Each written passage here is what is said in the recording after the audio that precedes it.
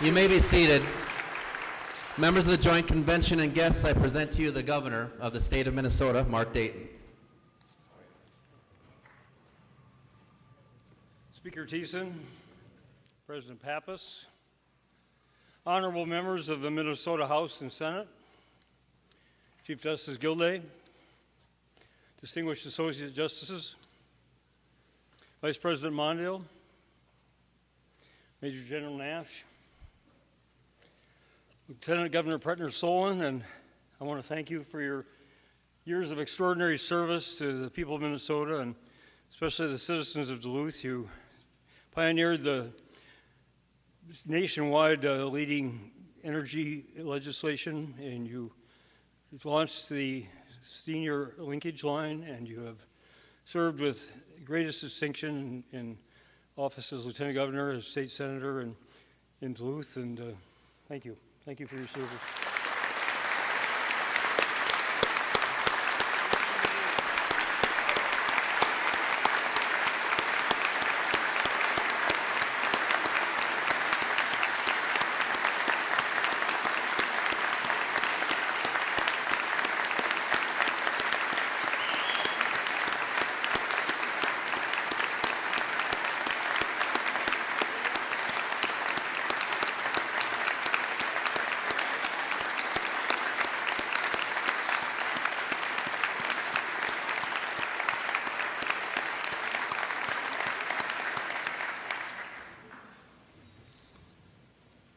Secretary of State Ritchie, you also have served this state with the greatest distinction. You conducted yourself with great poise and honor and integrity during two fearsome recount procedures. You've served the office as you believe right. You've done what you believe you can and should do on behalf of the voting rights of the people of Minnesota, and I thank you.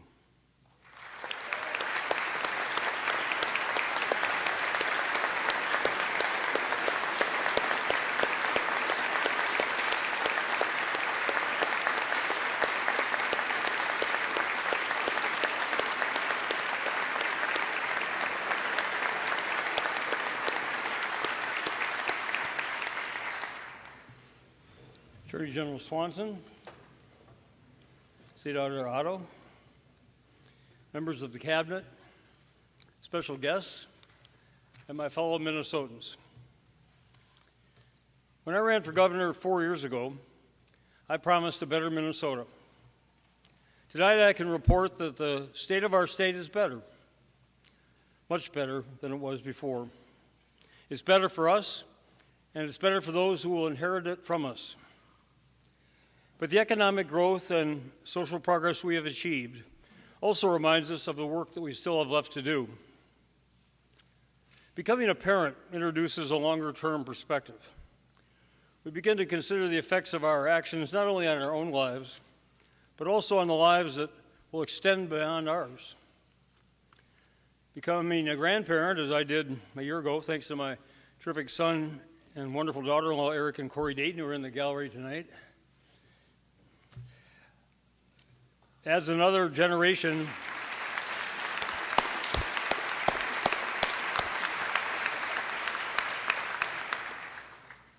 to that timeline.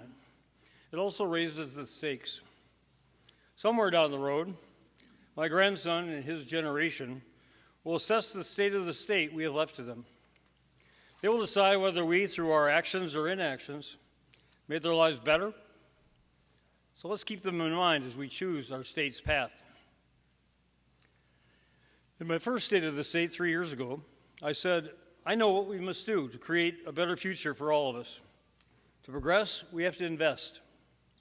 We have to invest in more jobs, invest in better education, in improved transportation, in the health of our citizens, our communities, and our environment, in the transformation of government services. In other words, we have to invest in growth, quality, and effectiveness. Well, we invested in jobs. Minnesota's private sector and public sector both invested in jobs. We are blessed with so many outstanding businesses located everywhere in our state, operating everywhere in the world, and who during the last 3 years rediscovered that they can be successful and profitable here in Minnesota. As a result, we have the 5th fastest growing economy in the country.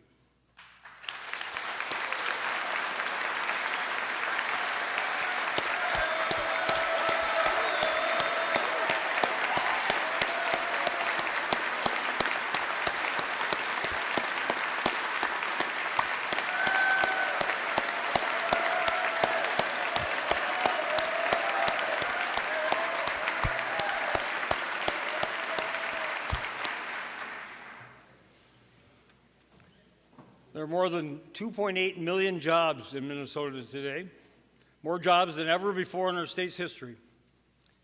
150,000 more jobs than when I became governor 3 years ago. This economic growth is happening all over our state. A recent newspaper story was entitled, "Lots of Jobs Find a Home on the Prairie" in southwestern Minnesota. It said that, for example, Jackson County reported a 5% increase in jobs during 2013. The City of Jackson's Economic Development Coordinator is quoted as saying that everybody who is able to work and willing is probably employed. Jackson's largest employer, AGCO, has doubled its workforce to more than 1,300. Nearby, Hitchcock, which manufactures automotive and farm equipment for 300 customers, has grown from a dozen employees to 140.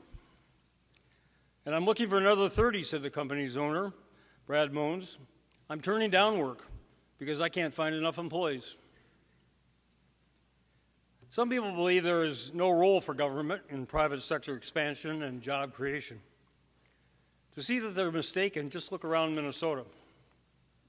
There would not be a new stadium under construction in Minneapolis without the financial support of the city and the state of Minnesota. 7,500 construction workers will have jobs building that stadium over the next few years. Over 1/3 of them will be people of color. Located right next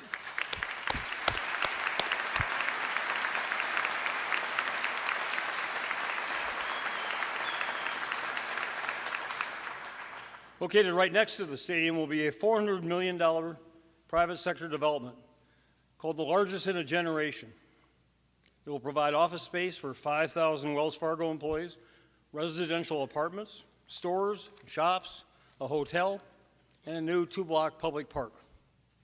Its construction will employ another 1,000 Minnesotans. And that is just the beginning of that area's revitalization. Another new stadium is being constructed in downtown St. Paul. It would not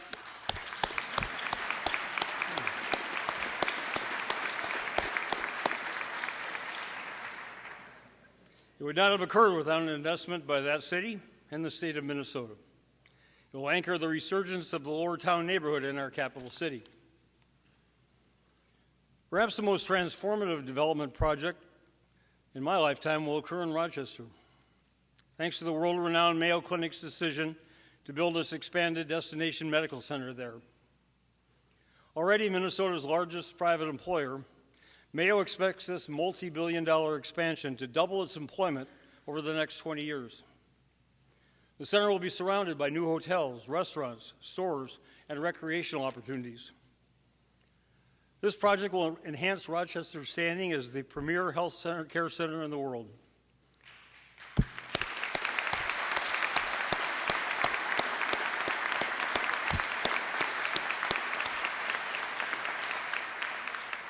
It will establish Minnesota as one of the world's best locations for advanced medical research, the development of new medical treatments and technologies, and the thousands of good jobs that they will create.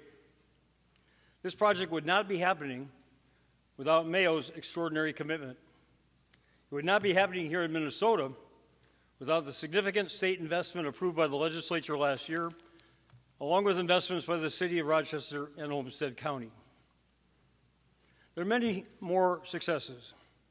Segatis in Hoyt Lakes, Price Mechanical in Maple Grove, Access Clinicals in Dilworth, Vericron in Owatonna, Shutterfly in Shakopee, AAR Corporation in Duluth, Toro in Bloomington, Baxter in Brooklyn Park, WFSI in Sauk Rapids, and 3M in Maplewood, all located or expanded their businesses and created jobs all over Minnesota partly as a result of their financial partnerships with the state and local governments. There'll be many more if we're smart enough to continue making those investments, but there won't be as many if we are not. To illustrate, let's go to Laverne and Worthington, right next to the South Dakota and Iowa borders. Both cities report opportunities to expand existing businesses and attract new ones. However, they desperately need more water. Without it, business growth is being stifled, new jobs are being lost, and the residents are forced to buy bottled water. Meanwhile, the solution to their water problems, the Lewis and Clark pipeline, is stalled at the Minnesota-South Dakota border due to lack of public investment. I wasn't going to single people out in the audience, but we have the distinguished mayor of Laverne, who I think drove farther than anyone else to be here tonight. Thank you, Mayor. Thank you very much.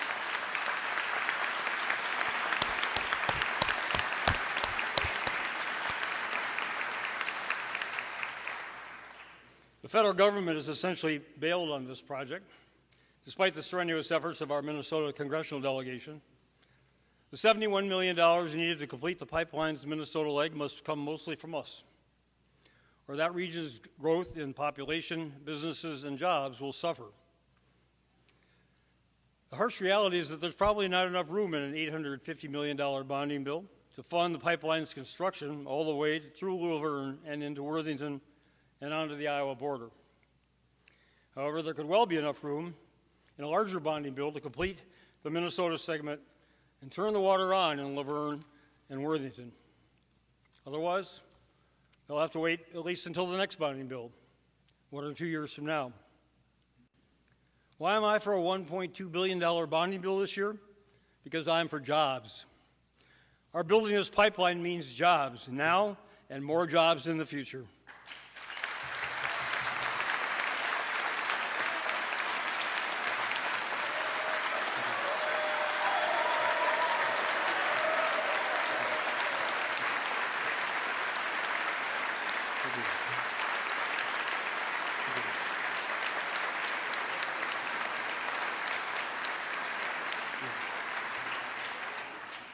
It means this region of our state will have the opportunity to grow and to prosper.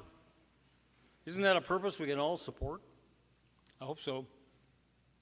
There are other cities throughout Minnesota which need the state's financial support to complete key projects that will bring them new businesses, new jobs, new people, and new economic growth. Those job-creating projects will either be funded in this year's bonding bill or they will lose out again. That decision is yours in the legislature. Improving education is closely connected with good jobs and economic growth. It is also closely connected with our citizens' health and well-being. I'm very pleased to report that we have made significant new investments in education, all the way from early childhood through post-secondary, and improved results are beginning to show.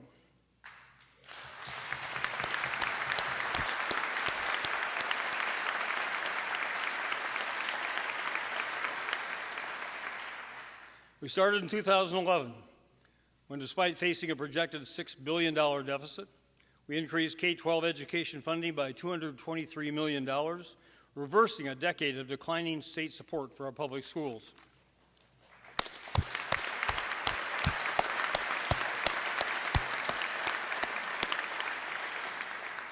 The 2011 legislature also passed an alternative pathway for teacher licensure and a Read Well by Third Grade literacy initiative.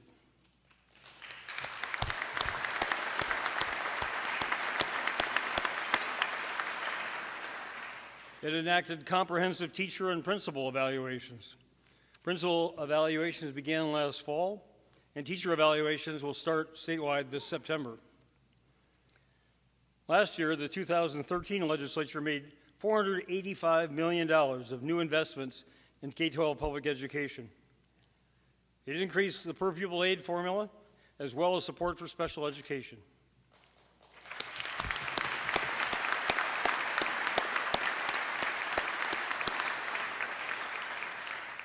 State funding for early childhood education scholarships was increased to $46 million last year, and the Senate wants to raise that amount this year.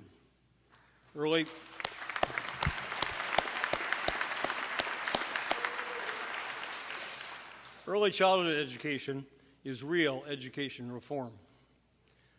The legislature also passed one of my consistent priorities, and statewide all-day kindergarten will begin this fall. Studies show that both early childhood and all-day kindergarten can make crucial differences in boosting students' performances and closing achievement gaps. So do nutritious hot lunches.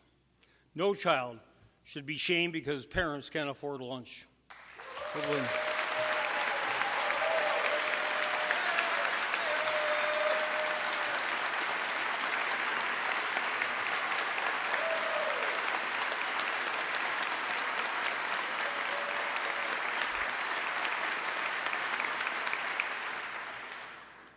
Hopefully that funding will soon be enacted. And very significantly, during the past 2.5 years, we have repaid all of the $2.8 billion previously borrowed from our schools.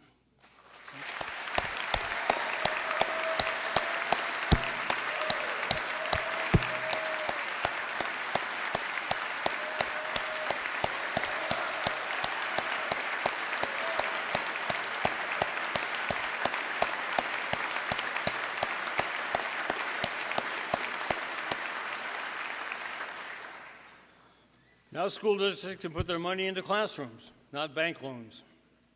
Let us vow that no more will we balance state budgets by creating deficits in school budgets.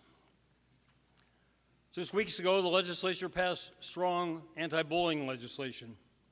That is also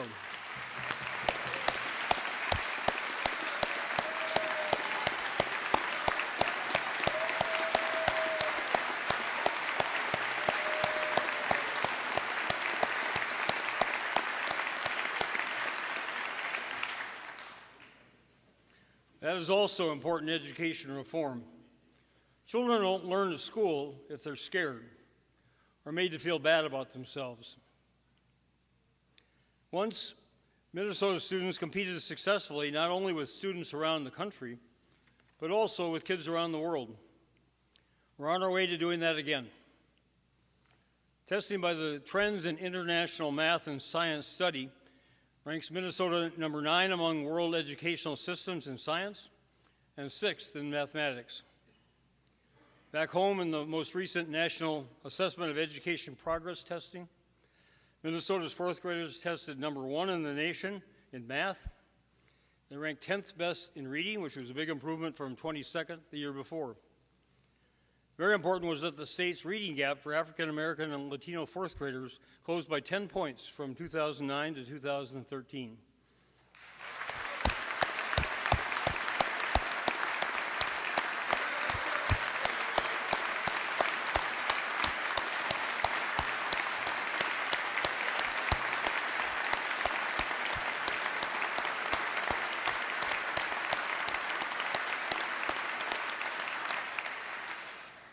Our 8th graders ranked 11th best in the nation in reading and 5th best in math.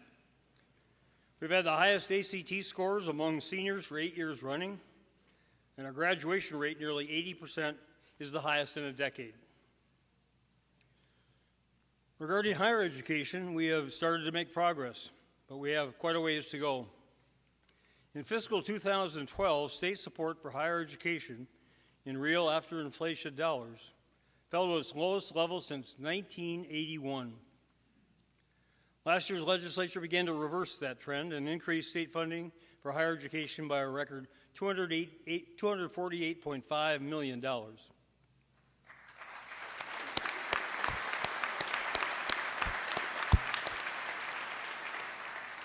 One result from that declining state funding had been the increased reliance on tuition revenues to fund our public colleges and universities. According to the College Board, in this school year, Minnesota has the 4th highest in-state tuition and fees for 2-year public colleges and the 12th highest for 4-year colleges and universities.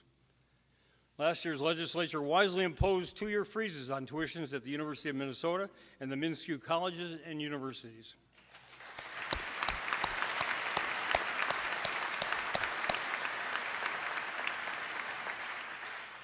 In addition, the state grant program was expanded.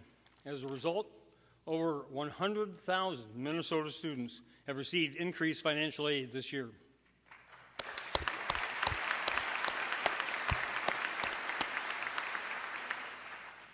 Improved transportation is also essential to support economic growth and a better Minnesota. Unfortunately, Minnesota's highways, roads, bridges, and public transit systems have been underfunded for the past quarter century. Federal funds, state gas tax revenues, license fees, and other traditional sources of transportation funding have not kept pace with escalating project costs. Every day, Minnesotans everywhere suffer the consequences of that serious underfunding. Congested freeways, unsafe two-lane highways, deteriorating roads and bridges, inadequate public transportation systems. Inadequate transportation systems stifle growth, and they cost us jobs. The future of transportation in Minnesota and the funding for it have to be among the 2015 legislative session's top priorities.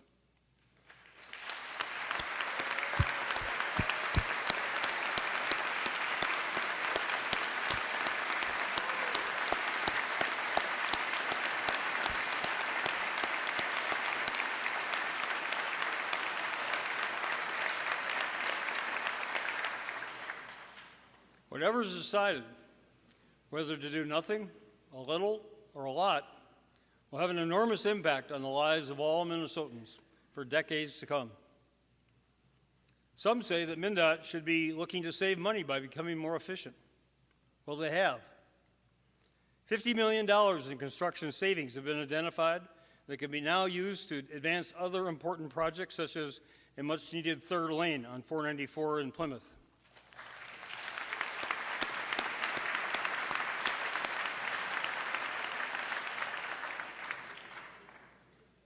MnDOT officials have also outlined one possible combination of funds which could nearly raise the $6 billion of additional revenues needed over the next 10 years to maintain, expand, and improve our state's transportation systems. Obviously, it would be very expensive. It would, however, cost less than doing nothing. A better Minnesota also means a healthier Minnesota. We can take satisfaction in our national ranking as the third healthiest state. And the Commonwealth Fund has just announced that Minnesota ranks as the best state in the country for health system performance, which includes health care access, quality, costs, and outcomes.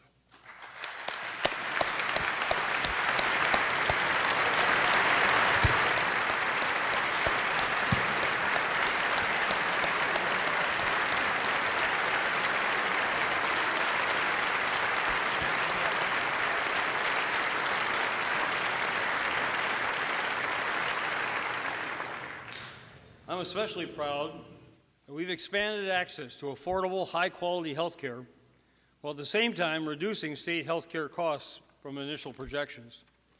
The Department of Human Services has saved taxpayers over $1 billion through more competitive contracts for our state health care programs.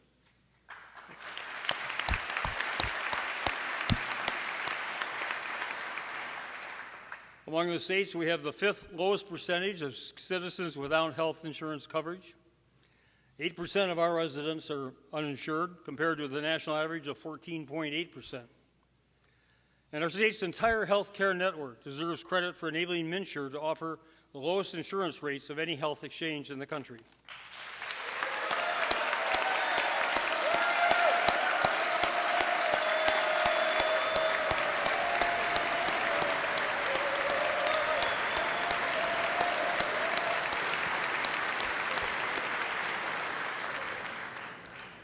These low rates have helped MNsure enroll over 206,000 Minnesotans in affordable health coverage, many for the first time. MNsure didn't start well, but it's gotten better, and it will keep on improving. It's also important to remember that the Federal Affordable Care Act provides all Minnesotans with some very important protections, whether they obtain their insurance through MNsure or not. No one can be denied coverage because of pre-existing conditions.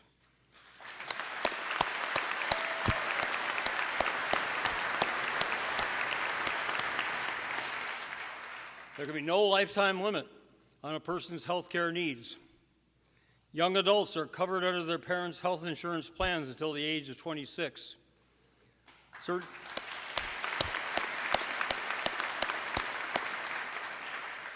Certain screenings for cancer and other preventative procedures are free. Here in Minnesota, we also greatly enhanced the well-being of many of our citizens by passing into law last year the marriage equality legislation.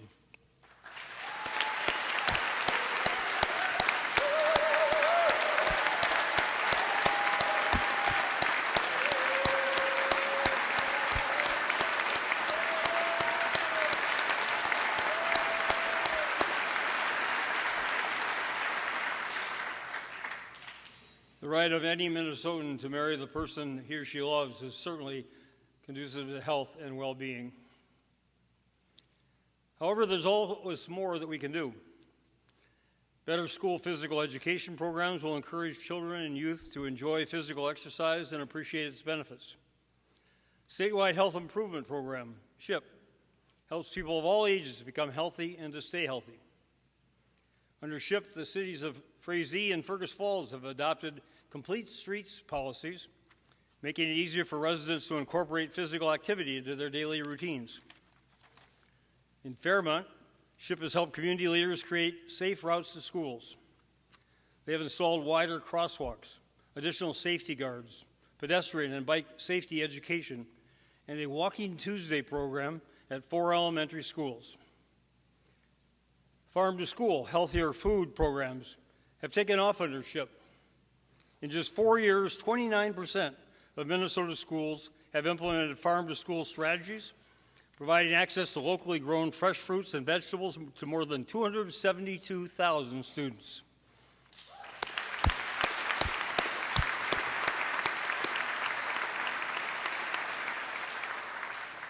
In Kelleher, for example, SHIP has brought healthier food to public schools with more fresh fruits and vegetables and more local foods.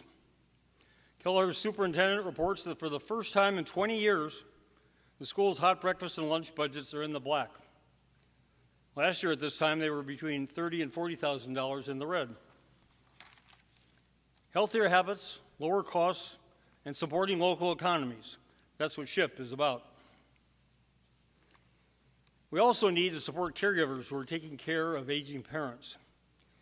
My proposed state income tax credit for child care costs would apply equally to the cost of care for dependent, disabled, or elderly family members. I urge that this tax credit be included in the second tax bill.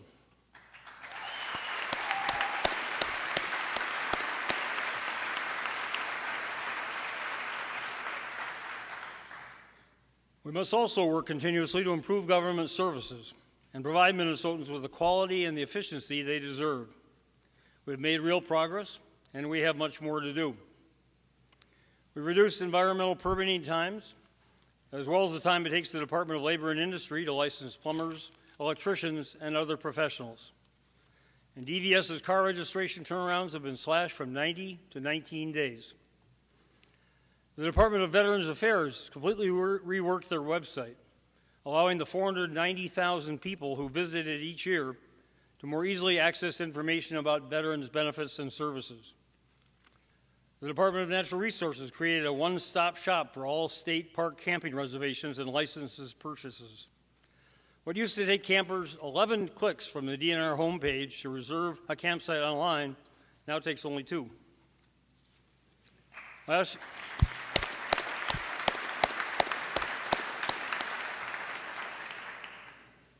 Last year, I recommended that this year's legislative session be the unsession. The response has been tremendous. Thousands of Minnesota citizens offered ideas to improve state government at the state fair, online, and in person. We also received terrific ideas and suggestions from hundreds of state employees. I thank them for their interest and participation.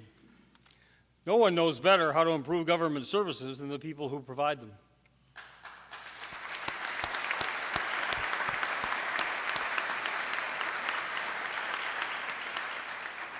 I also thank legislators who added their own initiatives and who have taken valuable time during this short session to give consideration to the 1,000 proposals submitted by my administration.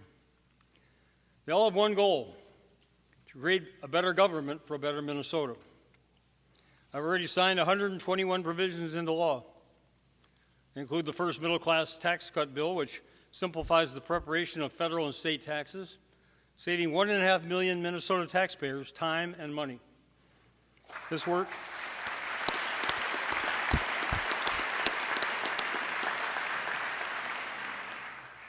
improving government services may not always grab news headlines, but is very, very important. It is what citizens should rightfully expect from their government. It is what I expect from our government. I ask the legislature tonight to please continue this work and pass the remaining unsessioned bills. Well, we have made great progress toward a better Minnesota. It should also serve as a reminder of the work we left to do. The middle class is still struggling in our state and all over our country. There's still too much poverty and inequality. There is too much uncertainty and anxiety about the future. Of the 145,000 Minnesotans who are unemployed, over 1/4 have been without jobs for over 27 weeks. Nationally, that number is more than a third. We need more jobs that pay enough to raise families. Jobs that have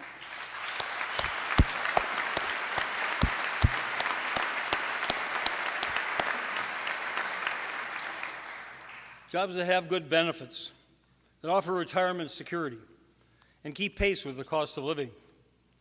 Too many Minnesotans have to work 2 or 3 jobs to try to make ends meet. We took a very important step 2 weeks ago when the legislature increased the state's minimum wage and indexed it to inflation.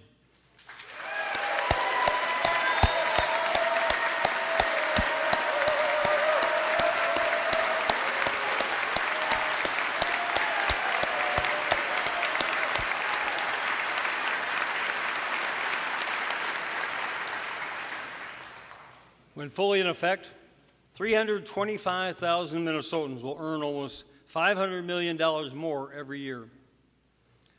At $8 per hour effective this August, a worker's earnings will still be 1/3 below the federal poverty level for a family of 4. At $9.50 per hour in 2 more years, earnings will remain 1/5 below the poverty level. Nevertheless, those increases will be enormously important to those workers and their families. They'll use that money to give their children better lives. They'll use it to buy necessities, and much of that will be spent quickly and locally. A higher minimum wage leads to more economic growth by rewarding hard work and improving workers' productivity. In a couple weeks, I will be speaking for the 4th year at the Minnesota Prayer Breakfast. This year, the theme is unity. I'm going to say that, unfortunately, where I work, unity in an election year is an oxymoron. But the truth is, we're all in the same boat together. We're all in the same rough seas. We can affect much of what occurs here in Minnesota and improve our state. However, we are part of a very big world, one which is ever more interconnected and is moving very fast. Today, the U.S. economy comprises 22% of the entire world economy. In 1960, however, the U.S. share was almost 39%. Other countries standing in the global economy have also changed. In the last quarter century, Japan's share of the world GDP has dropped to half of what it was. China's has increased 7 times. Germany's share fell by almost half, while Brazil's more than doubled. What does this mean? That the world economy is very dynamic, with big winners and losers over time. The U.S. economy is still dominant, but other countries are catching up to us, and they don't want to join us. They want to beat us. The recent serious recession and slow recovery from it evidence a profound economic change. We used to make most of what we bought here, and we made it better here than anywhere else in the world. That was our overwhelming competitive advantage, which drove our economic dominance and steadily raised the standards of our growing middle class. In past years, it has shifted. The rest of the world now makes much of what we buy here. However, they cannot yet afford to buy enough of the goods and services we produce here to replace the jobs that we have lost. And we have not created enough new ideas to launch enough new businesses, provide enough new jobs for everybody who wants and needs one. This intensified global competition will dominate the rest of our lives, our children's and our grandchildren's lives. How we will respond will determine the quality of the lives we live. Here in Minnesota, we're better prepared than to succeed in this new global economy because of the ingenuity and productivity found everywhere in our state. From our farmers, who have made Minnesota the fourth largest agriculture exporting state in the nation, to our unranged mining companies, who have merged new technology with tried and true methods. Farmers, steelworkers, loggers, plant workers, construction crews, teachers, nurses, doctors, truck drivers, corporate executives, and public employees. They are all living proof that we have always earned our success here in Minnesota by working harder, by managing better, by innovating smarter, by producing more efficiently. Per capita, we have the highest number of Fortune 500 companies headquartered here. 3M, General Mills, Target, United Health Group. They didn't move here, they started here. Cargill, Marvin, Anderson, Carlson, DigiKey, Toro, Schwann's, Polaris, Arctic Cat, Magnetation, Medtronic, Mayo. They, and far many two others to mention, began with an entrepreneur with an idea, which became a product or a service, which other industrious people built into other products and services, which succeeded because they were designed well, produced well, and serviced well by well-educated, talented, and hard-working Minnesotans. Working together, they have produced success after success after success. And they build a state which reflects their values and virtues. That was the key to our past success. It will also be the key to our future success. What we have to do for a better future is what we did for a better past. We have to invest. We have to invest in our people. We have to invest in economic growth. We have to invest in a better Minnesota. We have to invest in better education. Education that teaches people what they will need to succeed in the world of the future, not the world of the past. We need to invest in their new ideas, in their new ways to solve problems. We need to invest in their better health. We need to invest in a cleaner environment to keep them healthier for longer. And we need to invest in the infrastructure they need to live productive lives. Efficient transportation, reliable sewer and water systems, and high-speed world communications. We've begun that process by recognizing the critical importance of our investments in education and reversing their decline. Increasing our commitment to early childhood education will be one key to closing the achievement gap and enabling all of our children to become successful adults. Let us commit that by the year 2018, all 3- and 4-year-olds in Minnesota will have access to quality, affordable early childhood education.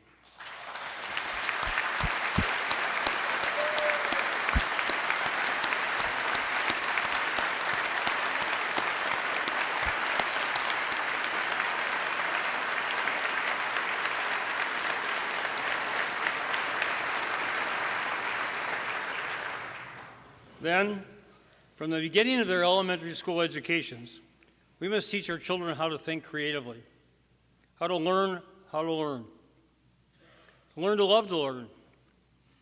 Creative people develop new ideas, which start new enterprises, which create new jobs. Creative people figure out how to do their work more efficiently and productively. The excessive amounts of time and rote learning required by today's excessive school testing are counterproductive. They stifle teachers' abilities to not only impart information, but also to show kids how to use it, how to apply their knowledge to solve new problems in new areas, and to enjoy doing so. This approach does not require abandoning testing as a measure of each student's progress. It does require a more efficient, more effective testing.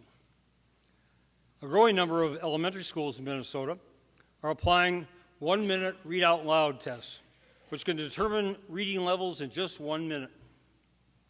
Such tests can be repeated through the year as often as necessary to measure a student's progress and to adjust learning strategies accordingly. Compare that to the high-stakes, anxiety-provoking testing which is now imposed on children in 3rd grade or even younger. Many children come to school terrified on test days, then go home demoralized? What purpose does it serve to send a third grader home believing that she has failed life because she may have performed poorly on a test?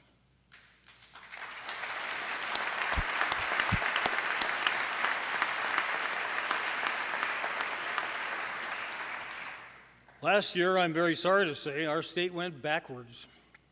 More tests were mandated in the upper grade levels. I'm told some tests are required by state statute. Others are necessary to satisfy federal requirements. Still others are added by local school districts. They may make sense individually, but added all together, they do not. I'm asking our Department of Education to prepare for the 2015 legislative session an analysis of all the tests now required at each grade level, and to recommend which ones could be streamlined, combined, or eliminated. I urge next year's legislators to work with state and national experts to reduce the amount of school testing and allow dedicated teachers to spend their time teaching students what they will need for their future success.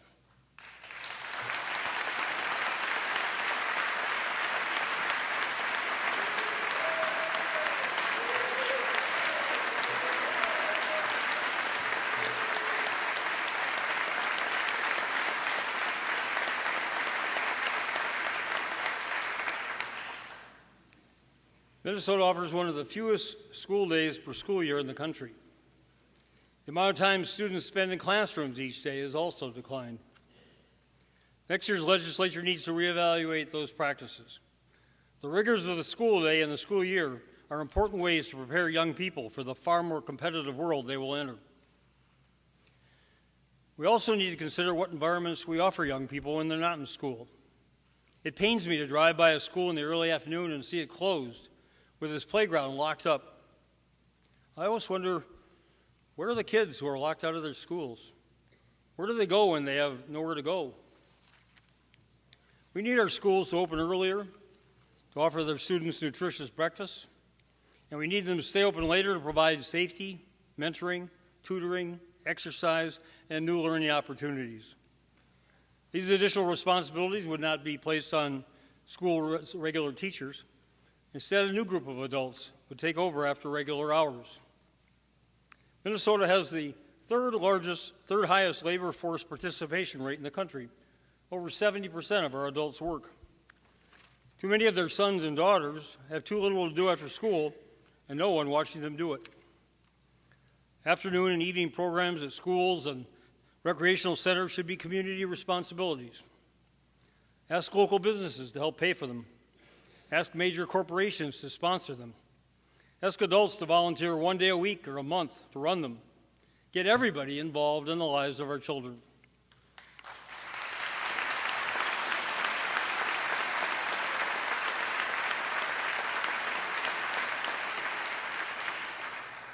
Starting in junior high school, our education system needs to make students aware of the real-world opportunities and the pitfalls in that world that they will be entering. First and foremost, they must need to hear again and again and again that continuing their education will be absolutely essential to achieving the lives that they want.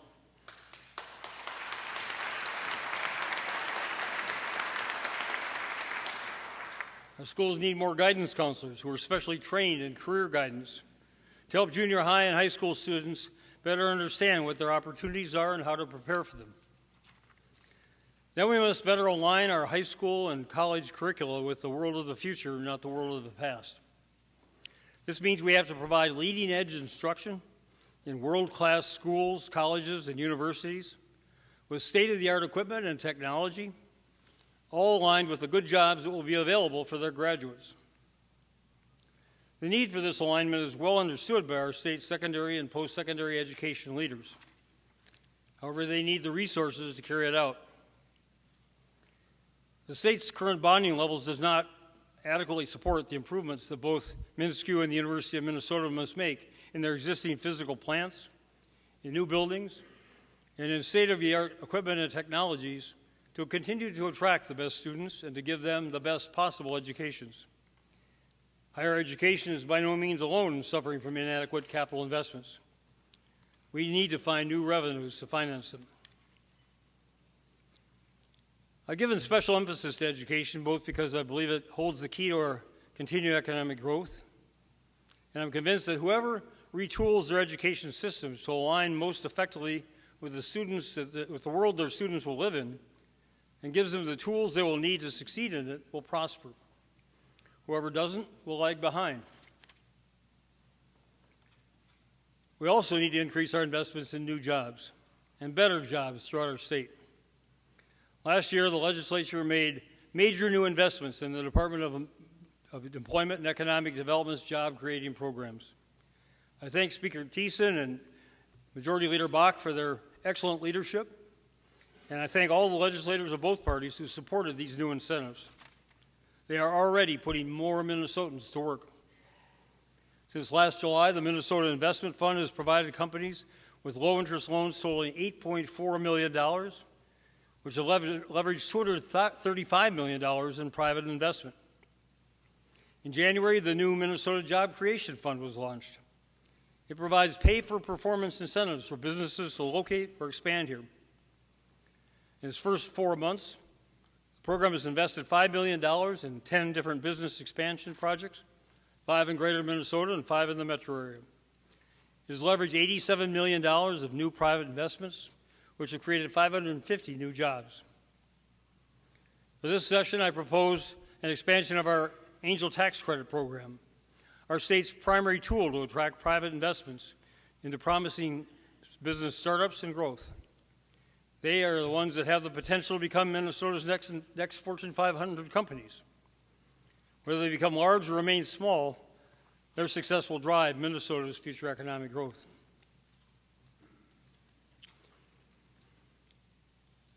As I will say at the prayer breakfast, unity may be beyond our reach at the Capitol this year. I don't want to rule it out entirely with a second tax cut, supplemental budget, and bonding bills still ahead. We might surprise ourselves. But while we may not find a unity of means, I believe we do share a unity of purpose. We all love this state. We all want to see it prosper. We want our international communities, there are now over 100 languages and dialects spoken in Minnesota, to retain their special identities, yet also to live together harmoniously and work together productively.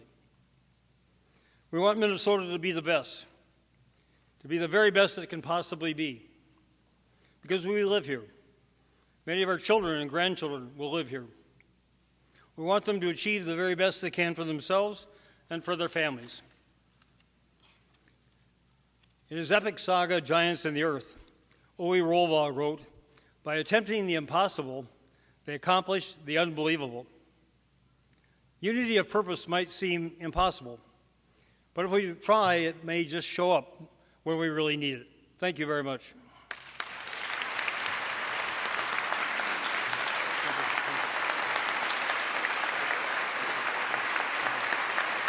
Thank you very much. Thank you. Thank you very much. Thank you. Thank you very much. Thank you.